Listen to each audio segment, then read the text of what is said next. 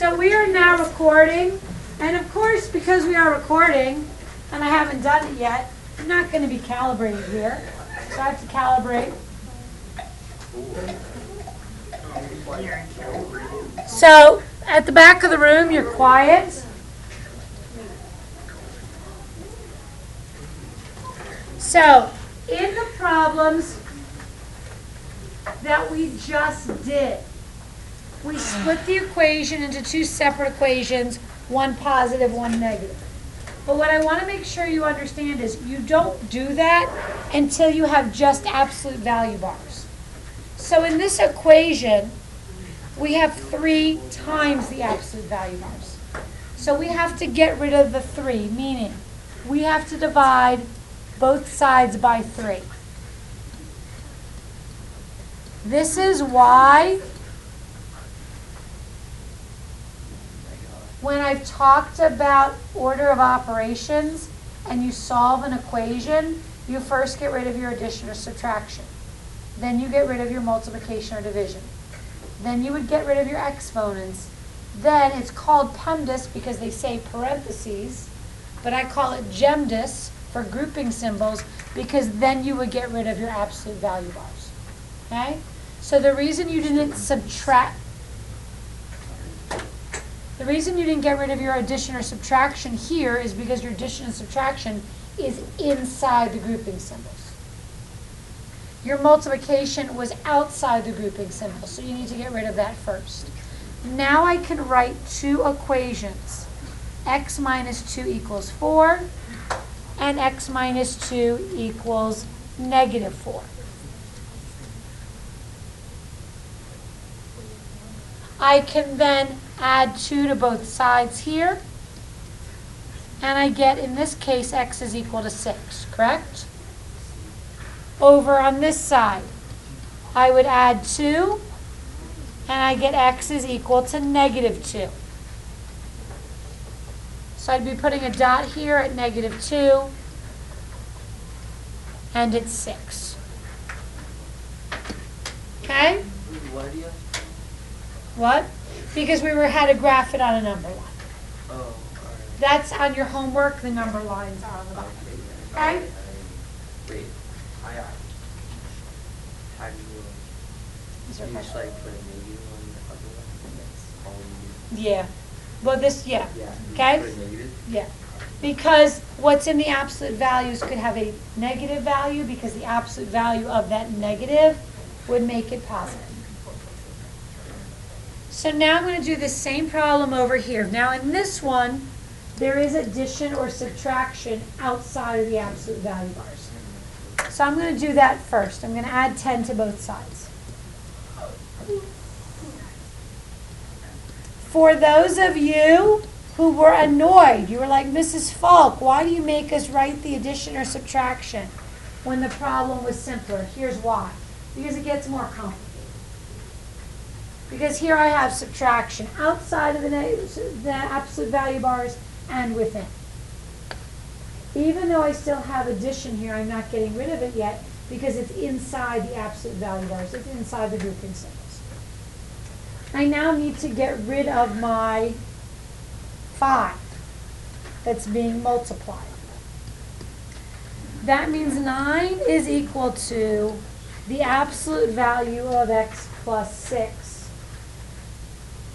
Now that I have it within an absolute value bar, I need to separate it into 2 equations. 9 equals x plus 6, or negative 9 equals x plus 6. Do not let the fact that in this case, the total is on the left-hand side of the equation confuse you. Are you with me so far here? Yeah.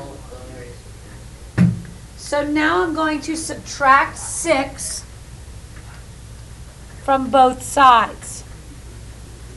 And I get, it's a little hard to see here, x is equal to 3. 9 minus 6 is 3. So I'm just going to put a little 3 there in a line. On the other side, when I subtract 6, I'm actually subtracting 6 from negative 9. Negative 9 minus 6 is negative 15. Right? Am I correct? Yep. Because it's late on the day, Friday, I could make a mistake. So it's a little hard to see that. I'll highlight so you can see where my answer is on here.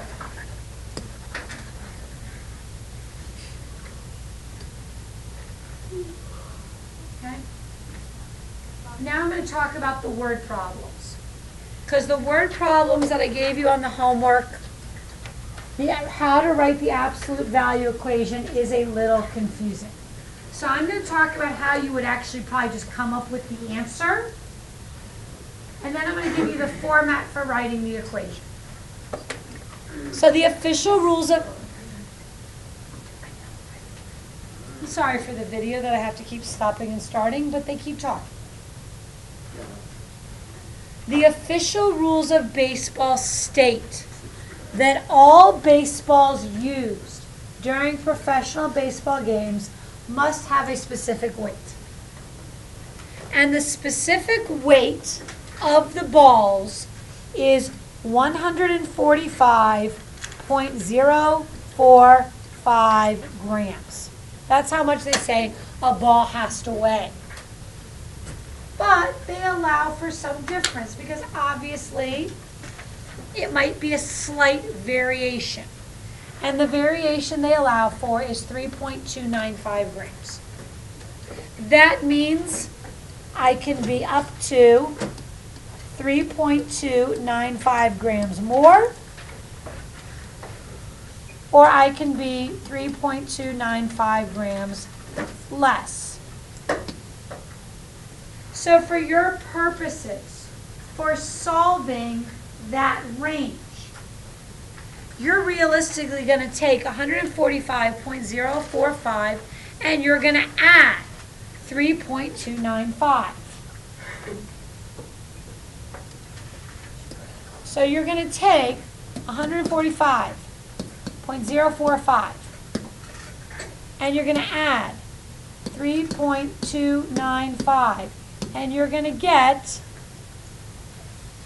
148.34. That's the high end, right? That's the most the ball can weigh. I can also do 145.045. Whoops, missed a number. And I can subtract 3.295. And I get 141.75.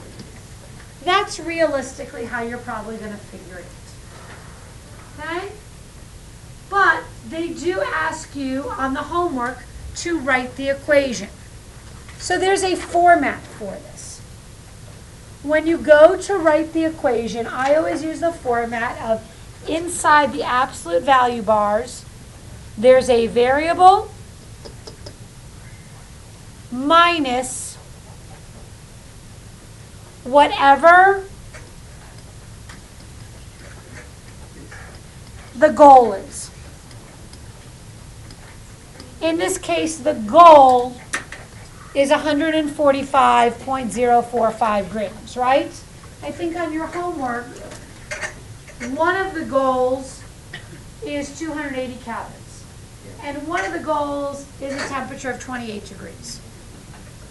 So your variable minus whatever the goal is going to equal the difference or the variation meaning change, allowed. So in this case, the variation allowed is 3.295. Okay? In your case, I think on one of the ones for homework, the variation is 25 calories.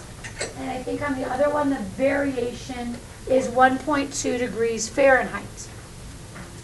That should be a good review if you don't remember how to do absolute value equations and you have to watch this at home, which if you're watching this right now, you're either right now, you're in my math class, right? Yeah. But realistically, the people who watch this right now, their right now will actually be some point in the future watching the YouTube video.